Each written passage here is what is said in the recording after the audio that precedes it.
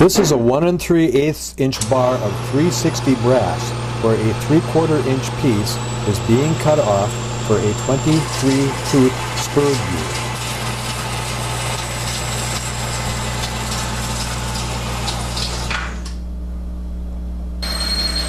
A 31/64 drill is making an undersized hole for this 1/2 inch reamer to make a more perfect hole.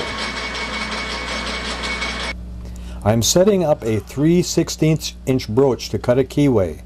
A broach works by cutting with ever-increasing teeth, so each tooth removes a small amount of metal.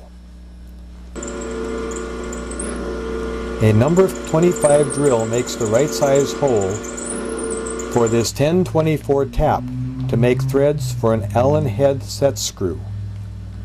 This set screw is needed both to lock the gear blank to a mandrel for machining and to lock the finished gear to a shaft. The gear diameter is determined by adding the number of teeth plus 2 and divided by the diametrical pitch. Notice the gear blank is mounted on a mandrel and held between centers on the lathe. This is to machine it to 1 1/4 inches or 1.250.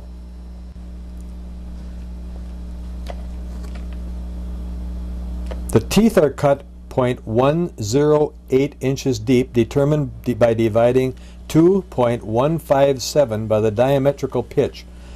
A dial indicator is used to set the depth. This is a set of involute gear cutters with an R8 stub arbor, which holds the cutters in the mill.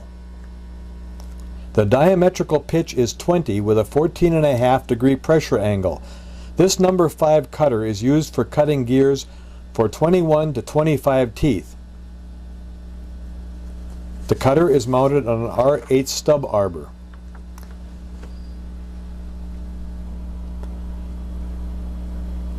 At the mill, a first cut is made. This dividing head has a 40:1 ratio, meaning it takes 40 turns to make one complete revolution.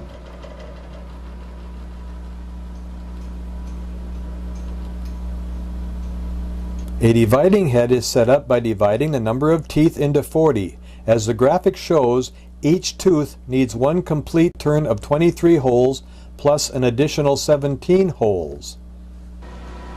It's a matter of making one complete turn plus 17 holes as regulated by the placement of the sector arms.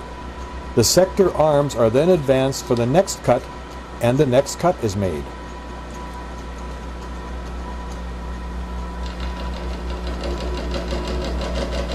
And now, trying to avoid all distractions so I don't lose my place,